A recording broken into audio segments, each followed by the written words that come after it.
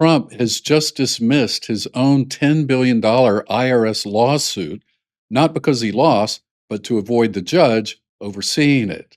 A judge who apparently was days away from exposing potential collusion, get this, collusion in in Trump's IRS lawsuit. So he dropped the case, and now a secret $1.7 billion fund, get this, is being set up with our tax dollars to pay his political allies? No court approval, no oversight, no accountability, no nothing. This, my friends, is what corruption looks like. And this is the case you may remember from 2019 when a former IRS contractor named Charles Littlejohn illegally leaked Trump's tax returns to the New York Times and later leaked the tax records of thousands of other wealthy Americans to ProPublica. Well, Little John was eventually caught. He pled guilty, and in 2024, he was sentenced to 5 years in prison, the maximum allowed. But strangely, so far, he hasn't gotten a presidential pardon. And I say strange because he seems to really fit the profile of the types of people Trump loves to pardon. First of all, he was guilty as charged. Second of all, he was guilty of a very serious crime. Third of all, he was very corrupt. And fourth of all, he could have made a bogus claim of suffering from government persecution. I mean, he seems eminently qualified under Trump's own criteria for pardons. He's right up Trump's pardon alley, right?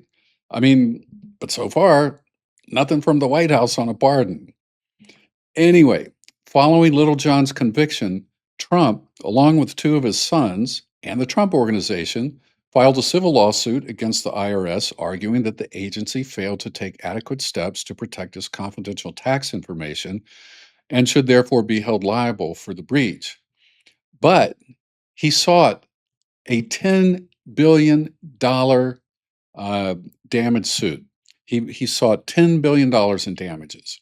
And legal experts widely criticize the case as deeply flawed, obviously, noting that while federal law does allow for individuals to sue the IRS over tax data leaks, the Justice Department has successfully defended in the past similar cases brought on by ordinary citizens, and the extraordinary dollar amount of $10 billion had little legal basis.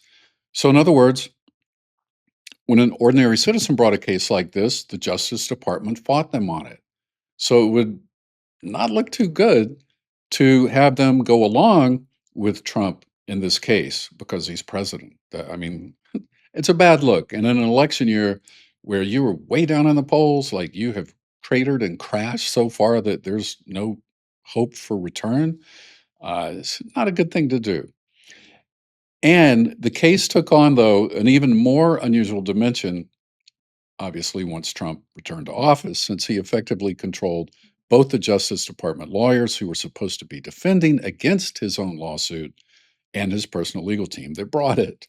In other words, Trump controlled the Justice Department lawyers that were supposed to defend against the lawsuit he and his lawyers were bringing.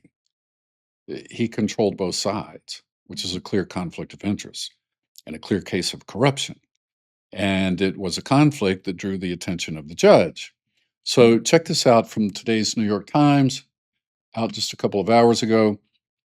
President Trump withdrew his lawsuit demanding at least $10 billion against the IRS. Okay, and this basically goes over what I just talked about. Administration officials have in recent days considered creating a roughly $1.7 billion fund to compensate political allies, but not Mr. Trump directly, who say they were wronged by the Biden administration? I mean, could anything get crazier in this administration? Does anything come across as sane in this administration? They're going to basically pay a bribe at taxpayer expense, our expense, to his political allies who claim that they were harmed by the Biden administration. What the heck is this all about? And last but not least, this fund appears to be part of a private deal reached outside the purview of the court.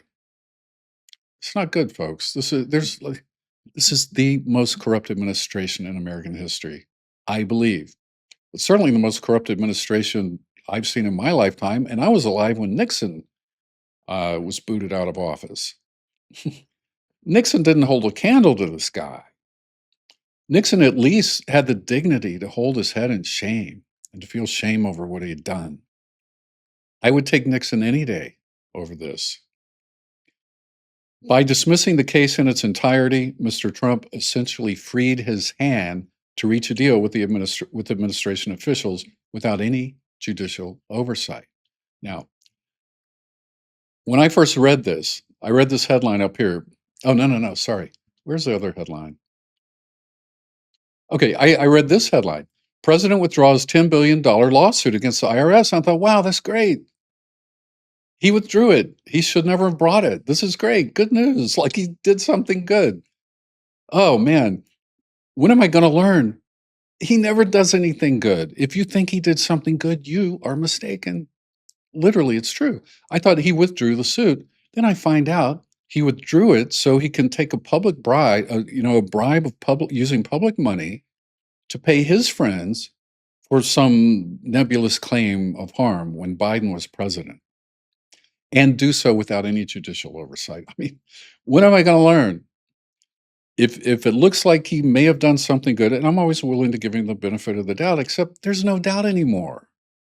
And I forgot that when I read the headline. And the article set me straight. All right, Judge Williams had been considering dismissing Trump's suit on her own because he effectively controls both his personal lawyers bringing the complaint and the government lawyers who were supposed to respond to it. The one thing he hates, why he hates the courts? Because judges are so smart and so educated that they don't fall for all his BS like his MAGA followers do. Like, he can say anything he wants to them, pull the wool over their eyes very easily. But you can't do that with most judges. So this judge had started to pull back the curtain and was about to she had ordered the Justice Department, which is yet to make an appearance in the final. Okay, she was about to close the case. She was about to dismiss the case anyway.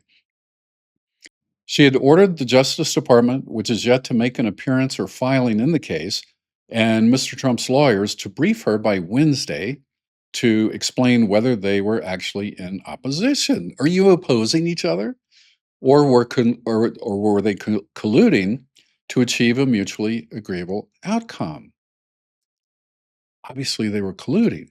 So Trump's personal lawyers file a lawsuit against the Justice Department, but he controls the Justice Department with an iron fist. So he will obviously tell Todd Blanche, if you want this job permanently, you better not go against me. You have to go with me in this case and not fight me on this case.